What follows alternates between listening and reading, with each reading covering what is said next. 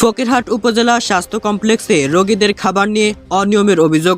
বিস্তারিত থাকছে মোহাম্মদ হাফিজুর রহমানের রিপোর্টে।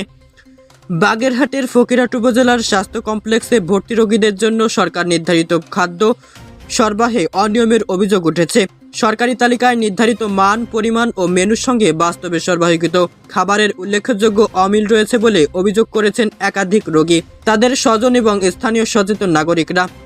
উপজেলা স্বাস্থ্য ও পরিবার পরিকল্পনা কর্মকর্তার কার্যালয় কর্তৃক 2025-26 অর্থবছরের জন্য প্রণীত দৈনিক সাধারণ ও বিশেষ দিনের উন্নতমানের পণ্য চাহিদার তালিকা অনুযায়ী সাধারণ পথ্যের জন্য রোগী প্রতি দৈনিক 175 টাকা এবং উন্নত পথ্যের জন্য 200 টাকা ব্যয় নির্ধারণ করা হয়েছে। তালিকায় সকাল, দুপুর ও রাতের খাবারের পৃথক মেনু, খাদ্য সামগ্রীর পরিমাণ, বাজার দর এবং রোগীর প্রতি ব্যয়ের বিস্তারিত উল্লেখ রয়েছে। নীতিমালা অনুযায়ী শনিবার, সোমবার ও বুধবার মাছ এবং রবিবার, মঙ্গলবার, বৃহস্পতিবার ও শুক্রবার মাংস পরিবেশন করার কথা।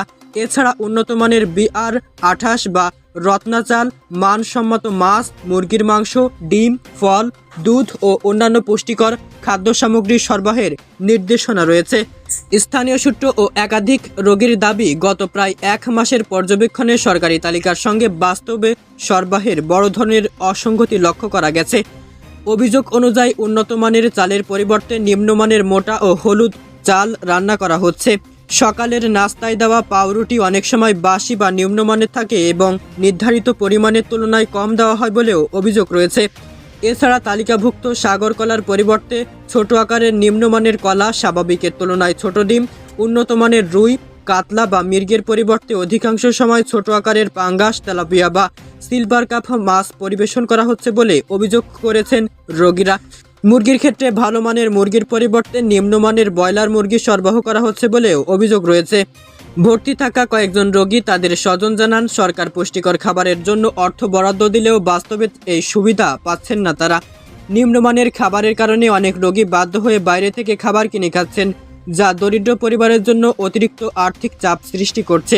স্থানীয় সচেতন মহলের অভিযোগ, দীর্ঘদিন ধরে একই ধরনের অনিয়ম চললেও কার্যকর তদারকির অভাবে সংশ্লিষ্টদের বিরুদ্ধে ব্যবস্থা নেওয়া হচ্ছে না। রোগীদের জন্য বরাদ্দ অর্থের যথাযথ ব্যবহার হচ্ছে কিনা সে বিষয়ে প্রশ্ন তুলেছেন তারা। স্থানীয়দের দাবি, বিষয়টি নিরপেক্ষভাবে তদন্ত করে রোগীদের জন্য সরকার নির্ধারিত মান ও পরিমাণ অনুযায়ী খাদ্য সামগ্রী সরবরাহ নিশ্চিত করতে স্বাস্থ্য বিভাগের ঊর্ধ্বতন কর্তৃপক্ষ, জেলা প্রশাসন এবং সংশ্লিষ্ট নিয়ন্ত্রণকারী সংস্থার জরুরি হস্তক্ষেপ প্রয়োজন। এ বিষয়ে হাসপাতাল পরিচালনা কমিটির সভাপতি ও বাগেরহাট 1 আসনের সংসদ সদস্য মশিউর রহমান খানের সঙ্গে যোগাযোগ করা হলে তিনি বলেন, আমি বিষয়টি খুঁটিয়ে দেখছি। অভিযোগের সত্যতা পাওয়া গেলে অল্প সময়ের মধ্যে প্রয়োজনীয় ব্যবস্থা গ্রহণ করা হবে।